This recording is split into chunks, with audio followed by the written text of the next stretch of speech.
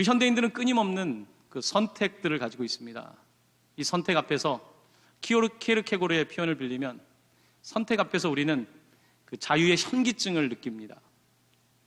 너무 많은 선택이 있기 때문에 우리는 오히려 자유의 현기증을 느끼는 시대를 살아가고 있습니다. 이렇게 권태와 지루를 느끼는 세상 속에서 우리는 외부의 대상을 바꾼다고 해서, 사람을 바꾼다고 해서 권태와 지루함이 사라지는 것이 아니라 우리의 내면을 돌아보아야 합니다. 내 안에서 무엇이 있기에 지금 이렇게 내가 또 삶의 활력을 잃어가고 있을까 생각해 보아야 됩니다. 오늘 우리가 함께 읽은 골로새서는 사도 바울이 감옥에서 어떤 특정한 문제를 가지고 있는 골로새 교회에 편지를 보내는 것입니다. 이 골로새 교회가 가지고 있었던 문제는 그들이 신앙의 활력을 잃어가고 있었다는 것입니다. 예수를 믿고, 처음에 예수님을 믿고 할 때는 막 활력이 있고 에너지가 있는데 시간이 지나가면서 예수님에 대한 활력이 사라지기 시작하고 신앙이 권태가 오기 시작하고 신앙의 슬럼프가 찾아오게 되는 것입니다. 이와 같은 상황 속에서 이제 골로새 교회는 몇 가지 도전에 직면하게 됩니다. 여러분, 신앙의 활력이 사라지기 시작할 때에 가장 먼저 찾아오는 것은 보통 이단 사상입니다. 뭔가 우리에게 조금 더 자극적인 메시지를 주는, 우리에게 조금 새로운 이야기를 해주는 그런 이단 사상에 쉽게 노출된다는 것입니다. 골로새서를 읽다 보면 사람들 가운데 천사 숭배가 퍼졌다는 것입니다. 하나님을 믿지만 천사들을, 여러 가지 엔젤, 많은 천사들을 숭배한다고 하면 조금 더 뭔가 좀 직접적인 신앙 경험이 되지 않겠습니까? 또 어떤 사람들 가운데는 전통이라는 이름으로 어떤 특정한 종교적 예식과 절기를 강조하기 시작했습니다. 우리 시대에도 구약이 진짜다 하면서 구약의 절기를 지켜서 유월절도 지키고 나팔절도 지키고 대속죄일도 지키는, 이와 같은 방식으로 음식에 제한을 가하거나 절기를 지키는 사람들이 있습니다. 뭔가 지루하다는 표현입니다. 또한 그 당시에는 골로새서를 보면 몸을 괴롭게 하는 사람도 있었습니다. 금욕주인 거죠. 몸을 괴롭게 하고, 몸을 괴롭게 하는 금욕도 일종의 자극적인 거거든요. 밥을 굶는 것도 자극이거든요. 이와 같은 방식으로 신비적인 종교 체험을 하는 사람들이 있었습니다. 오늘날 우리의 신앙생활도 마찬가지입니다. 신앙생활을 오래 하신 분들이 슬럼프를 겪는 일이 있습니다. 신앙의 권태기를 맞이하게 됩니다. 그때 이런 생각이 듭니다. 다른 곳에 가보면 어떨까? 어떤 소비자적인 태도를 갖는 것이지요. 다른 제품을 구입해보면 어떨까? 다른 교회에 가보면 어떨까? 이와 같은 태도를 가지고 철치 쇼핑을 하는, 철치를 쇼핑하면서 이 교회 저 교회를 다니는 사람들이 생겨나는 것입니다. 이것은 굉장히 21세기적 현상입니다. 사람들은 교회를 내가 태어나서 죽을 때까지 함께했던 공동체로서 경험했었는데 지금은 그것이 아니라 나의 니드를 채워줄, 내 욕구를 채워줄 하나의 제품처럼 컨슈머 같은 소비자적인 태도를 갖게 되었다는 것입니다.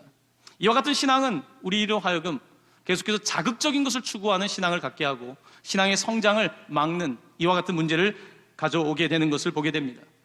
특별히 불황을 맞이하게 될 때에, 경제적인 불안함이 있을 때에 이단 사상은 더 성행하게 되어 있습니다. 신비주의적 사상은 더 성행하게 되어 있습니다. 뭔가 지금의 내 삶의 돌파구가 자극적인 것을 통해서 될 거라는 생각을 막연하게 하게 되는 것입니다. 바울은 신앙의 활력을 잃어버린 어떤 권태와 이와 같은 지루함에 빠져있는 사람들에게, 골로새 교인들에게 편지를 보내고 있습니다. 어떻게 하면 신앙의 활력을 되찾을 것인가? 그와 같은 다른 대상을 찾을 것이 아니라 자기 자신을 보라고 합니다. 베이직으로, 다시 기초로 돌아가야 된다고 하면서 오늘 본문 골로새서 2장 6절을 우리에게 이렇게 말씀으로 전해주고 있습니다. 우리 함께 골로새서 2장 6절 말씀을 한 목소리로 봉독하겠습니다. 너희가 그리스도 예수를 주로 받았으니 그 안에서 행하되. 다시 원론으로 돌아가는 것입니다. 너희가 그리스도 예수를 주로 받았다, 그를 주님으로 받았다, 나의 주인으로 받았다는 것입니다. 예수 그리스도는 그저 내 인생에 컨설팅 해주는, 내 삶의 문제를 해결해주는 프로페셔널한 컨설턴트가 아니다. 예수님은 내 인생의 위기 가운데 슬픔을 위로해주는 카운셀러, 그런 분이 아니다. 예수님은 누구신가? 그리스도는 누구이신가? 너희들은 주로 받았다, 주님으로 받았다라고 말씀하면서 어떤 근원적인 이야기를 하고 있는 것입니다. 그렇습니다. 우리는 예수를 주로 받은 사람들입니다. 예수를 주로 받았다는 것은 인간의 방법으로 되지 않습니다. 인간의 방법이 아니라 하나님의 방법으로, 거듭남의 방법으로, born again, 다시 태어나는 방법으로 이루어지는데, 요한 사도는 계속해서 요한복음 1장 13절에서 이렇게 말합니다. 이는 혈통으로나 육정으로나 사람의 뜻으로 나지 아니하고 오직 하나님께로부터 난 자들이니라. 혈통으로 아버지가 주님으로 믿는다고 해서 아들이 주님을 믿는 것이 아닙니다. 육정으로 인간의 감정으로 믿을 수 없다는 것입니다. 인간의 지성으로 믿을 수 없다는 것입니다. 사람의 뜻으로, 사람의 의지로도 안 된다는 것입니다. 오직 하나님께로부터 난 사람들만이 예수를 주로 고백한다, 예수를 주로 받는다라고 말씀하고 있는 것입니다. 여러분, 우리는 예수를 주로 영접하는 경험을 대부분의 분들은 했을 겁니다. 특별히 한국의 기독교는 미국의 복음주의 교회가 들어와서 예수를 주로 영접하는 것을 참 많이 강조했습니다. 제가 어릴 때 신앙생활 할 때도 늘 집회가 있을 때마다 예수를 주로 영접하는 사람들 일어나라고 참 많이 일어났던 것 같습니다. 예수를 주로 영접하는 것까지는 우리가 했습니다. 자, 그런데 그 다음 구절이 우리에게 중요한 의미를 던져줍니다. 예수를 주로 받았으니 그 다음에 그 안에서 행하되. 이제는 우리가 행해야 된다는 것입니다. 예수를 주로 받았으니까 영접의 자리에 머무는 것이 아니라 그의 뜻대로 행해야 된다. 여기서 행한다라고 하는 헬라어 단어는 걷는다는 뜻입니다. 그의 안에서 걷는다, 그와 동행한다, 그에게 모든 통치권과 결정권과 파이널 사인을 할 수 있는 모든 권세를 드린다라고 하는 의미인 것입니다. 이렇게 예수를 주로 믿고 따라갈 때에 우리에게 놀라운 약속이 있습니다. 잠언서 3장 6절 말씀입니다. 저와 함께 봉독하겠습니다. 너는 범사에 그를 인정하라. 그리하면 내 길을 지도하시리라. 아멘. 범사에 모든 일에 그를 주인 삼으면 그가 내 길을 인도하신다고 말씀하고 있는 것입니다. 그렇습니다. 우리는 권태, 어떤 신앙의 활력을 잃어가는 이와 같은 시대를 살아가면서 외부에서 문제를 찾는 것이 아니라 내 신앙의 본질에서부터 다시 문제의 핵심을 찾아야 됩니다. 과연 나는 예수님을 주로 받아서 그렇게 살고 있는가? 아니면 내가 예수님을 단순한 하나의 지혜자로서 믿고 있는가? 아니면 위로자로서만 믿고 있는가? 나는 정말로 전적으로 그에게 통치권을 맡기고 있는가? 여기에 대하여 물어야 되는 것입니다. 자, 이렇게 골로새 교회를 향해서 예수를 주로 받아서 그 안에서 행하라고 하면서 어떻게 신앙생활에 활력을 찾고 신앙의 열매를 맺을 것인가? 7절 말씀에서는 두 가지의 은유를 사용하고 있습니다. 첫 번째는 농사의 은유, 두 번째는 건축의 은유입니다. 이 두 가지를 통해서 말씀하고 있는데 첫 번째는 바로 농사의 은유입니다. 그 안에 뿌리를 박으며, 뿌리를 박는다는 농사적인 표현을 사용하고 있습니다. 여러분, 여기서 뿌리를 박는다는 의미는 이 시제를 보면, 동사의 시제를 보면 이게 완료형입니다. 완료형이란 말은 예수를 영접했을 때부터 지금까지 뿌리가 박히고 있다는 것입니다. 계속해서 내가 내 힘으로 뿌리가 자라는 것이 아니라 내가 예수를 주로 영접하고 나서 계속해서 뿌리가 박혀지고 있다라고 말씀하고 있는 것입니다. 내가 예수를 주로 받았으면 나도 모르게 보이지가 않지 않습니까? 뿌리는. 근데 나도 모르게 뿌리가 자라가고 있는 거예요. 신앙의 뿌리가 자라가고 있는데 뿌리가 자라가는 과정에서 지금 여러 가지 일을 겪을 수 있는 것입니다. 권태를 경험할 수도 있고 슬럼프를 경험할 수도 있는 것입니다. 자, 이 말씀 속에서 우리는 예수님의 씨 뿌리는 자의 비유를 통해서 뿌리가 어떻게 이제 깊이 뿌리를 내리는지를 살펴보아야 합니다. 예수님께서는 씨 뿌리는 자의 비유를 통해서 네 가지의 토양의 종류에 관해서 말씀하십니다. 첫 번째 토양입니다. 이것은 길가라고 하는 토양입니다. 같은 땅인데 길가입니다. 이게 지금 밭에 씨를 뿌린 것이 아니라 길가에 뿌려졌다는 것입니다. 윷놀이로 비유하면 낙인 거예요. 이 안에 던져야 되는데 바깥에 있다는 것입니다. 왜 씨앗이 이 안에 못 들어오겠습니까? 내 생각이 많아서 그런 겁니다. 내 생각 때문에 씨앗이 들어올 수가 없는 것입니다. 내 감정과 경험과 내 의지가 딱 맞고 있기 때문에 씨앗이 길가에 뿌려지는 것입니다. 말씀이 들리지 않는 상태를 말합니다. 하나님의 말씀이 굉장히 지루하게 들리고 나와 전혀 무관한 말씀으로 들리는 것은 여전히 내가 길가에 있다는 것입니다. 자, 두 번째는 바로 돌밭을 말합니다. 이 돌밭이라고 하는 것은 이 안에 떨어진 건 맞습니다. 하나님의 말씀이 들어오긴 하는데 우리의 마음이 돌짝밭 같은 거지요. 그래서 하나님의 말씀이 들어오긴 들어옵니다. 뿌리가 내리긴 내립니다. 말씀을 들을 땐 아멘 해요. 그런데 나에게 어려움이나 환란이 닥쳐오면 이 뿌리가 금방 내리질 못합니다. 죽고 맙니다. 하나님의 말씀을 들을 땐 아멘 하는데 교회 문 밖에 나가면 이미 아멘을 놓고 맙니다. 이미 주차장에서부터 딱 이제 다 드렸으니까 다시 나 자신으로 돌아가는 이와 같은 모습을 갖는다는 것입니다. 바로 이것이 돌밭입니다. 세 번째는 가시덤불입니다. 가시덤불은 뿌리를 내리고 자라다가 가시덤불 때문에 더 이상 자라지 못하는, 가시덤불이 그늘이 돼서 막고 있는 이와 같은 형국입니다. 이것은 염려와 재물의 유혹이라고 말합니다. 염려, 걱정입니다. 걱정을 너무 많이 하는 거예요. 믿음이 있는 사람들은 걱정을 할 수 있는 생각을 못해서가 아니라 걱정보다, 염려보다 강한 하나님에 대한 신뢰를 갖고 있기 때문에 염려를 이겨내는 것이거든요. 그런데 염려 가운데, 세상의 유혹 가운데 빠지고 마는 것입니다. 여러분, 램프 증후군이란 말을 들어보셨습니까? 이 램프 증후군이란 말이 있는데요, 이건 무슨 뜻이냐면, 이 알라딘의 램프처럼, 이 알라딘의 램프를 만지면 이 거인이 나타나지 않습니다. 지니가 나타나서 소원을 다 들어줍니다. 근데 현대인들은 이 램프 증후군이 뭐냐면, 이 램프를 만지면서 지니가 나타나는데 이거는 비현실적인 걱정이 나타난다는 거예요. 비현실적인 걱정이 끊임없이 나타나는, 걱정해도 필요가 없는 것들을 걱정하고 염려할 필요가 없는 것들을 염려하고, 그러면서 살아가는 현대인들을 이끌어서 램프 증후군에 빠졌다고 말합니다. 과잉의 시대라 그러죠. 과잉 근심, 과잉 염려. 모를 때는 염려도 없었는데 너무 많이 아니까, 경제에 대해서 많이 알고 교육에 대해서도 많이 알고 세상의 모든 것들을 다 알다 보니까 이제 염려가 많은 시대를 살아갑니다. 그러다 보니까 염려가 믿음을 이기는 겁니다. 염려가 믿음을 이기니까 믿음으로 염려를 극복하면 될 일인데 염려 때문에 행함을 하지 못하는 것입니다. 믿음이 부족한 것입니다. 또한 유혹이 우리의 믿음을 이겨내는 것입니다. 그러므로 이겨내지 못하는 신앙 가운데 있다는 것입니다. 네 번째는 옥토입니다. 옥토는 좋은 토양입니다. 말씀이 들어올 때 아멘, 아멘, so be it. 네, 그렇습니다. 그렇게 될지어다. 아멘이라고 하는 말은 그렇게 될지어다 라는 뜻입니다.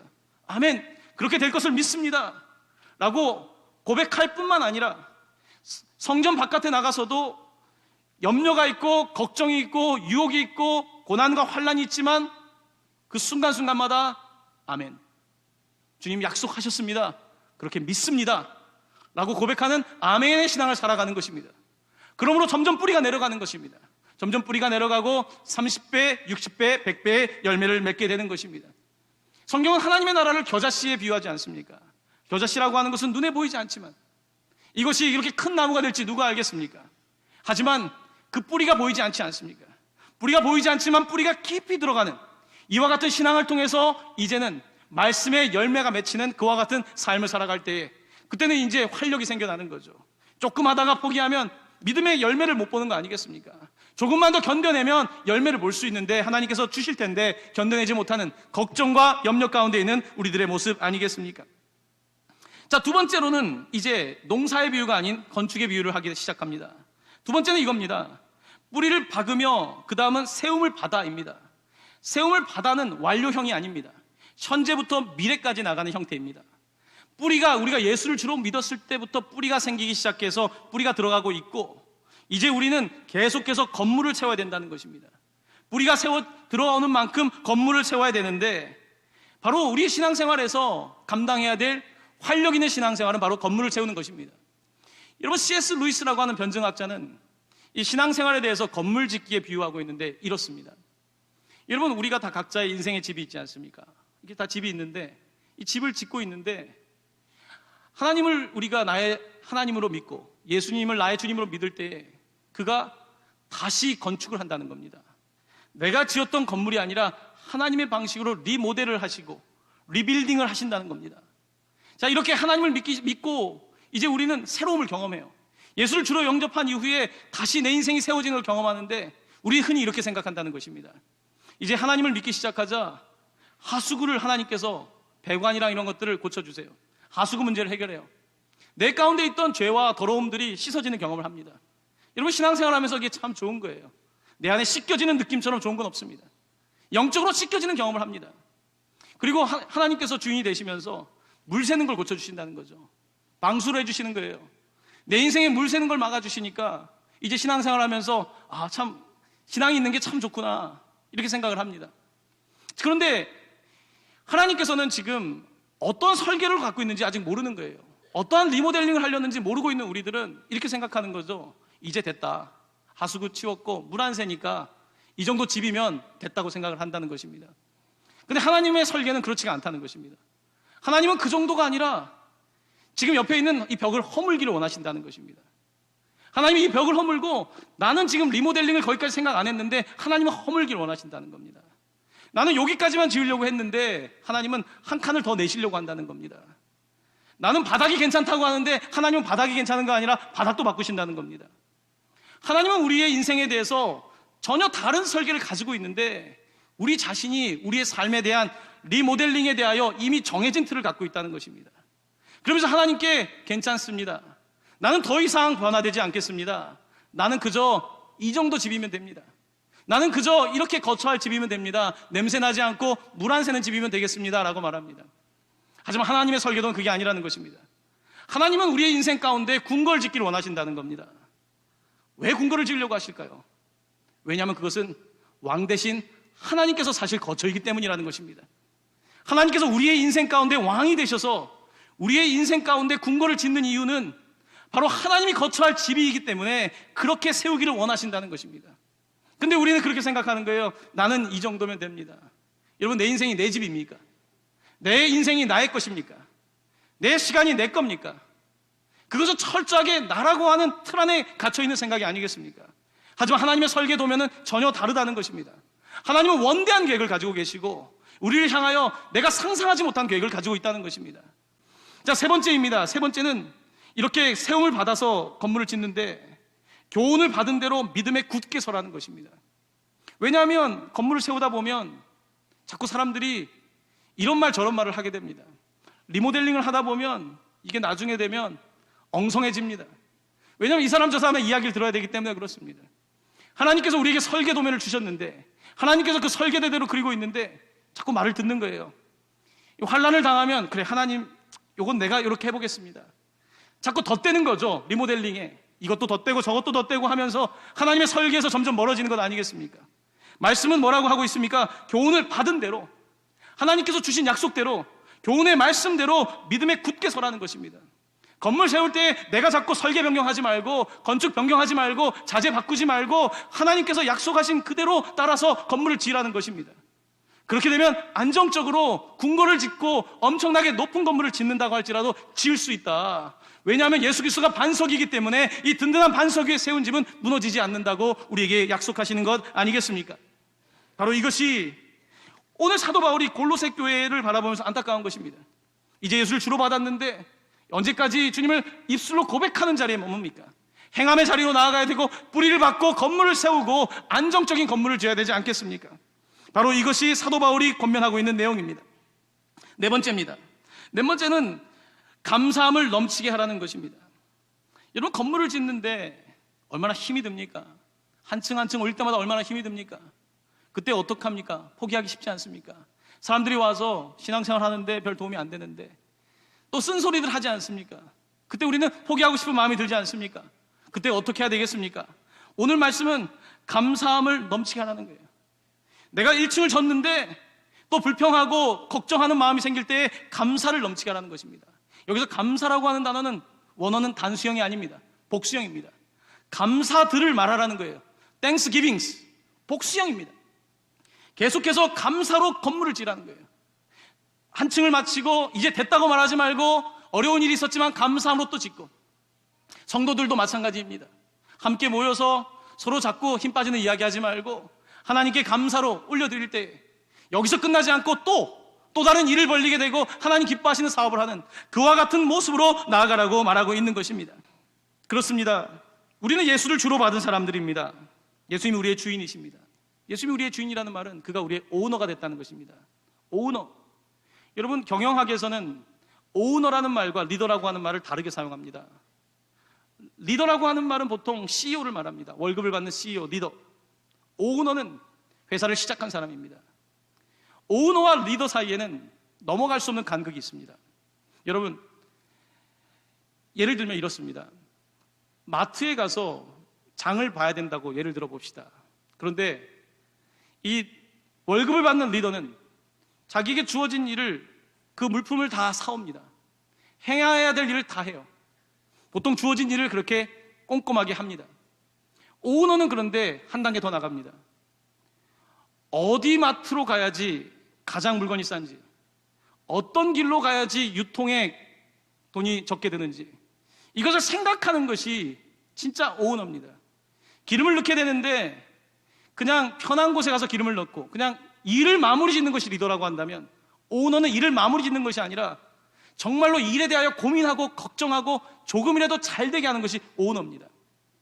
여러분은 다 자기 돈에 자기 주머니에 오너 아닙니까? 내 돈 굉장히 아끼시죠? 하지만 나라 돈은 어떻습니까? 나라 돈은 오너가 아닙니다. 이거는 누군가의 돈이라고 생각합니다. 이것이 관료제도가 갖고 있는 한계점 아니겠습니까? 관료적인 행정을 갖게 됐을 때에 사람들은 이것을 내 돈이라고 생각하지 않는 겁니다. 국가의 돈이고 누군가의 돈이기 때문에 이 돈을 사용할 때에 오너십을 가지고 사용하지 않는 것입니다. 좋은 리더가 될지 모르지만 오너적인 태도를 갖지 못하는 것입니다. 여러분, 사람들은 오너가 되면 너무 책임이 많으니까, 머리가 아프니까 보통 리더로 살고자 합니다. 요즘 보육 문제 때문에, 누리과정 때문에 시끄럽습니다. 여러분, 정치권에 누가 이 국가의 오너겠습니까? 누가 이 나라를 그렇게 정말 오너처럼 걱정하고 이 나라의 미래를 위해서 자기의 인생을 걸겠습니까? 여러분, 교회는 어떻습니까? 교회는 누가 오너입니까? 교회도요, 여러분, 사라지는 교회가 얼마나 많은지 아십니까? 미국의 오래된 교회들이 다 사라집니다. 주님이 오너인데 다들 월급쟁이처럼 신앙생활을 하니까요. 교회를 지키는 사람들이 없는 것 아니겠습니까? 오늘 성경은 우리에게 도전하고 있는 것입니다. 내가 예수를 주로 받았다는 것은 내가 그를 오너로 모신다는 겁니다. 여러분, 직장에서 사람을 뽑으면서 부딪히는 문제들이 있습니다. 오너십을 갖는, 뭔가 주인의식을 가지고 고민하고, 똑같은 일이지만 업무의 효율성을 높이고, 똑같은 일이지만 비용을 절감하고, 이와 같은 일에 관심이 있는 그와 같은 인플로이를 얻고 싶은 거죠. 직원을 구하고 싶은 것 아니겠습니까? 오너와 인플로이의 차이, 오너와 리더의 차이가 있다는 말씀을 드리는 것입니다. 오너와 리더, 소유주와 그 다음에 월급쟁이 사이에 넘어갈 수 없는 간극은 뭔지 아십니까? 한마디로 하면 그것은 바로 패션, 열정입니다. 열정의 차이입니다. 이것을 소유한 사람은 열정이 있습니다. 이것이 내 거라고 생각하는 사람은 열정적으로 합니다. 하지만 내 것이 아닌 사람은 열정적으로 할 필요가 없는 것입니다. 성경 우리에게 너희는 소유된 백성이라고 말씀합니다. 하나님의 소유라는 것입니다. 하나님은 굉장히 집착하신다는 것입니다. 여러분 자신에 대해서 굉장히 성공적인 삶을 살기를 원하신다는 것입니다.